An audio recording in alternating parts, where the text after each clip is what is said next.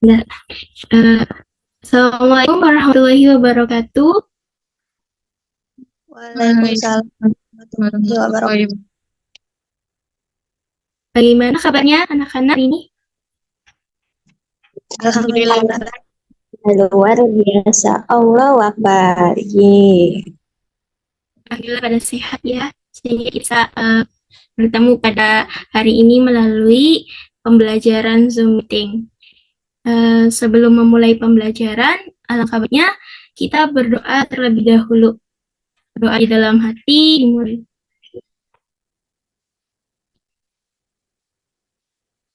Berdoa selesai.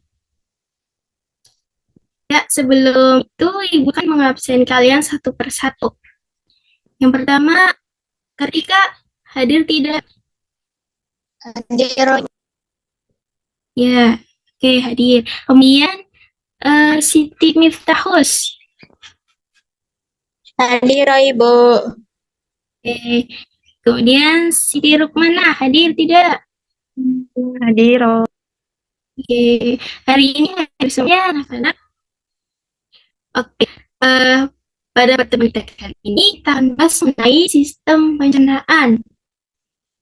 Karena tujuan pembelajaran kita pada kali ini yakni ada menjelaskan organ-organ saluran sistem pencernaan dan fungsinya, dan menguraikan fungsi dari kelenjar pencernaan. Selanjutnya, mengidentifikasi enzim pencernaan manusia. Nah, kan hari ini kita bahas mengenai pencernaan nih. Apakah kalian sudah makan siang?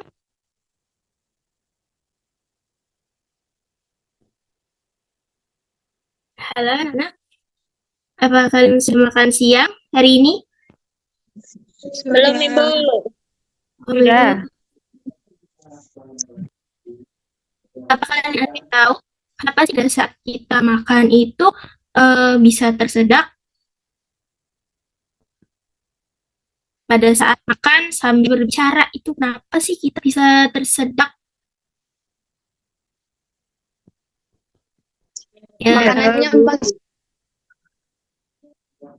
Ya, ya, Ibu jelaskan terlebih dahulu ya. Kenapa sih kita kalau makan sambil berbicara tuh bisa tersedak? Karena kan saluran di dalam tenggorokan ini kan ada dua, ya, ada tenggorokan sama kerongkongan. Jadi kalau kita makan sambil berbicara, otomatis kan si makanannya itu bisa masuk ke dalam saluran tenggorokan. Yang harusnya kan saluran tenggorokan ini kan untuk saluran sistem pernapasan. Nah, lanjut ya. Nah, pengertian dari sistem pencernaan. Pencernaan makanan ini merupakan proses pengembangan dari ukuran besar menjadi ukuran lebih kecil dan halus, serta pecah molekul makanan yang kompleks menjadi molekul yang lebih sederhana dengan enzim dan organ-organ pencernaan. Nah, enzim ini dihasilkan oleh organ-organ pencernaan dan jenisnya, tergantung dari bahan makanan yang akan dicerna oleh tubuh. Zat padat yang dicerna akan diserap oleh tubuh dalam bentuk yang lebih sederhana. Nah, kemudian proses pencernaan makanan ini terbagi dua, yakni ada proses pencernaan secara mekanik dan secara kimiawi. Yang mana proses pencernaan secara mekanik, proses bahan makanannya itu dari bentuk yang besar jadi lebih kecil. Nah, umumnya pada manusia itu proses pencernaan mekanik ini dilakukan dengan bantuan gigi dan lidah. Kemudian ada proses pencernaan secara kimiawi atau enzimatik. Proses bahan makanan ini dari zat yang kompleks menjadi zat yang lebih sederhana dengan memerlukan bantuan enzim. Nah, enzim ini merupakan kimia yang dihasilkan oleh tubuh, yang mana enzim ini berfungsi untuk mempercepat reaksi kimia pada tubuh. Kemudian proses pencernaan makanan pada manusia juga melibatkan alat pencernaan makanan atau organ dari pencernaan. Nah, ada yang tahu gak nih telur pencernaan manusia masuk apa? Bersatu mulut. Ya, dia makanan yang ada di mulut manusia kerongkongan. Kemudian setelah itu kerongkongan lanjut ke apa ya?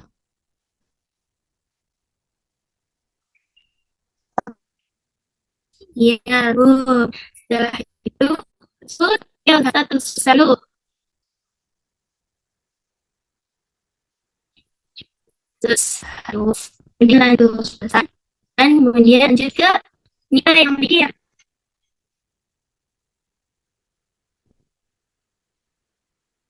Lanjut.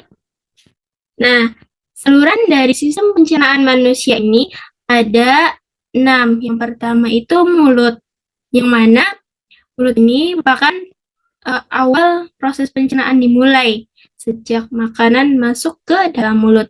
Yang mana di dalam mulut ini terdapat alat bantu yang lainnya seperti gigi, lidah, dan kelenjar ludah atau air liur. Yang di dalam rongga mulut ini, makanan mengalami pencernaan secara mekanik dan kimiawi. Nah, kemudian yang kedua ada kerongkongan. Nah, seringkali terjadi miskonsepsi siswa itu antara kerongkongan dan tenggorokan. Jadi yang benar itu kerongkongan atau tenggorokan kalau sistem pencernaan? Kerongkongan. Ya, benar. Kerongkongan ini dapat juga disebut sebagai esophagus, merupakan saluran penghubung antara rongga mulut dan lambung. Kerongkongan juga berfungsi sebagai jalan bagi makanan yang telah dikunyah dari mulut menuju lambung. Nah, pada kerongkongan ini tidak terjadi pencernaan. Namun, otot pada kerongkongan ini dapat berkontraksi secara bergelombang, sehingga dapat mendorong makanan itu masuk ke dalam lambung. Ada yang tahu gerakan yang ada pada kerongkongan ini gerakan apa? Nggak tahu. Ya, gerakan yang ada pada otot-otot kerongkongan ini dapat disebut dengan gerakan pesta, di mana gerakan ini itu dapat mendorong makanan untuk menuju ke lambung.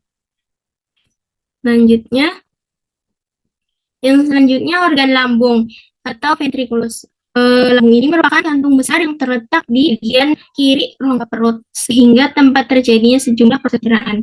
Lambung ini terdiri dari 3 bagian, yaitu ada bagian atas dapat disebut dengan kardiak, dan bagian tengah yang membulat fundus, dan bagian bawah lurus. Di lambung ini terdiri dari otot yang tersusun melingkar, memandang dan merongok. Otot-otot juga menyebabkan lambung berkontraksi, sehingga makanan itu dapat teraduk dengan baik dan bercampur merata dengan getah lambung. Nah, hal ini menyebabkan makanan di dalam lambung itu berbentuk seperti bubur. Seperti itu ya gambar ibu. Kemudian organ yang selanjutnya ada usus halus atau dapat disebut dengan intestinum, merupakan tempat penyerapan sari makanan dan ke tempat penyerapan proses pencernaan yang paling panjang. Nah, yang mana di usus halus ini terbagi jadi 3 bagian. Ya, ada usus 12 jari, duodenum, itu ya, atas duodenum. Nah, kemudian ada usus kosong, jejunum. Nah, ya, bagian tengah. Kemudian ada yang itu ada ileum, bagian bawah. Nah, di dalam usus halus ini pencernaan secara kimiawi bagian ini pencernaan kemudian itu susah yang mana memang susah kalau susah itu sama dengan itu usus nah dalam usus saya yakni dari koi bang ini membantu fungsi sahan jadi semanan pakai koi juga menghasilkan kita menjadi berarti dalam proses sempurna nah kalian tidak masuk besar masuk yang air dan air kalau sebagian besar itu sembari kali apakah usus kita dari usus besar. Setelah itu anus 6 ini ada organ anus yang mana anus ini merupakan lubang atau tempat pembuangan feses dari tubuh sebelum mulut anus. Nah, feses ini kan diapung terlebih dahulu bagian rectum. Nah, bila fesesnya sudah siap dibuang, maka otot dari sphincter ini mengatur keadaan penutupan anus. Nah, otot sphincter yang menyusun rectum ini ada 2, yakni ada otot polos dan otot lurik. Jadi, proses pembuangan air besar ini dilakukan dengan cara sadar, yaitu dengan adanya kontraksi dari otot di perut yang diikuti dengan adanya otot sphincter, anus, dan kontraksi kolon serta rektum. Akibatnya, feses ini terdorong keluar dari anus. Nah, selanjutnya kita lihat dari ada yang tahu kelenjar dari pencernaannya ada berapa?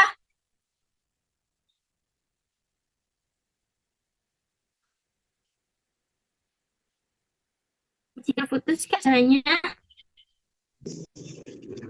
Emang di saya doang apa? Sama sih, saya putus tahu. Iya. Di Rumi suara aku terputus itu tidak. Iya tadi, tapi sekarang udah enggak. Ya udah, ini kak. Itu suaranya. Lanjut ya. Kelenjar dari sistem pencernaan ini ada 5. Yang pertama, kelenjar ludah. Yang kedua, kelenjar ludah ini menghasilkan enzim epidalin atau enzim amilase. Fungsinya itu mengubah zat tepung menjadi gula. Kemudian yang selanjutnya adalah kelenjar lambung. Kelenjar lambung ini ialah kelenjar pencernaan yang menghasilkan enzim asam klorida, renit, pepsid. Nah, enzim pada lambung ini dihasilkan oleh di lambung asam klorida yang dipengaruhi oleh hormon gastrin dan gerak refleks yang muncul ketika makanan masuk ke dalam lambung. Ini kelenjar hati. Kelenjar hati ialah kelenjar pencernaan yang terletak pada sebelah kanan. Nah, kelenjar hati adalah kelenjar pencernaan yang tersebar pada musik. Warnanya itu merah kecoklatan. Pada bagian depan hati terdapat empedu yang berguna untuk menampung air empedu misalkan untuk mencerna makanan. Selanjutnya ada kelenjar pankreas, yang mana kelenjar pankreas ini terletak dalam rongga dekat bung dan usus halus. Pankreas ini menghasilkan enzim pencernaan yang disalurkan ke dalam usus. Nah, enzim yang dihasilkan oleh pankreas ini dipengaruhi oleh hormon sekretin yang diproduksi oleh usus 12 jari. Selanjutnya ada kelenjar usus. Nah, kelenjar usus pada manusia ini dibedakan jadi usus 12 jari dan usus halus. Yang mana pada usus 12 jari ini bermuara di saluran getah pankreas dan saluran empedu. Empedu ini dihasilkan di dalam hati dan ditampung di dalam kantung empedu. Selanjutnya, empedu ini dialirkan melalui saluran empedu dan usus 12 jari. Empedu mengandung garam dan satuan empedu yang dapat disebut bilirubin. Nah, empedu itu mempunyai zat warna empedu berwarna dan dihasilkan dengan cara baksel merah yang tadi warna empedu Henry warna coklat ada feses. Kemudian yang terakhirnya ada enzim pada sistem pencernaan. Ada secara sini pertama ada enzim amilase, enzim seperti mana dihasilkan oleh kelenjar ludah dan berada pada organ mulut. Fungsi itu untuk memecah amilum atau maltose. Kemudian ada enzim pepsin dihasilkan oleh lambung, berada pada organ lambung, fungsinya untuk protein dan polipeptida. Kemudian ada enzim lipase dihasilkan oleh pankreas. Organ enzim ini ada di usus halus, fungsi lemak, gliserol, dan asam lemak. Kemudian ada enzim amilase sama amilase, akan tetapi yang ada pada organ usus halus. Dihasilkannya juga beda karena dihasilkan oleh pankreas. Fungsinya itu untuk amilum atau maltose. Kemudian enzim tripsin dihasilkan oleh pankreas dan enzim usus halus. Fungsinya itu untuk kemudian ada enzim yang keenam yang meriksin dihasilkan oleh pankreas. Nah, organ usus halus. Kemudian fungsi lipeptida juga. Dan enzim yang kedua ada karboksipepsidase dihasilkan oleh pankreas. Organnya itu usus halus, fungsinya itu polipeptida asam amino. Kemudian yang ke-8 itu laktase usus halus. Organnya itu ada pada usus halus dan fungsinya itu laktosikosa dan galaktosa. Kemudian ada enzim sikase, peptidase, amilase yang dihasilkan oleh usus halus ada juga pada usus halus. Kemudian kalau fungsinya dari sukase ini suksa atau glukosa. Kemudian peptidase untuk polipeptida dan asam amino. Kalau maltose iya maltose atau glukosa.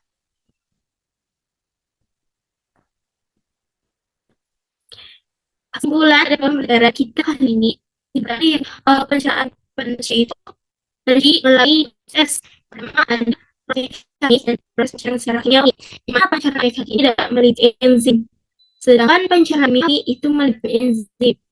Nah, kemudian sistem pencernaan manusia terdiri dari mulut, kerongkongan, lambung, usus halus, usus besar, dan anus. Nah, kelenjar pencernaan terdiri atas kelenjar ludah, sifat pankreas dan hati yang berperan untuk menghasilkan enzim atau getah pencernaan sehingga mudah diserap oleh tubuh. Kemudian fungsi dari sistem pencernaan. Fungsinya itu dapat menerima dan makanan setelah dicerna tersebut disalurkan ke seluruh tubuh. Melalui aliran darah, sistem pencernaan juga berfungsi untuk memisahkan dan membuat makanan yang tidak bisa dicerna oleh tubuh. Sebelumnya ada yang mau ditanyakan lebih dahulu?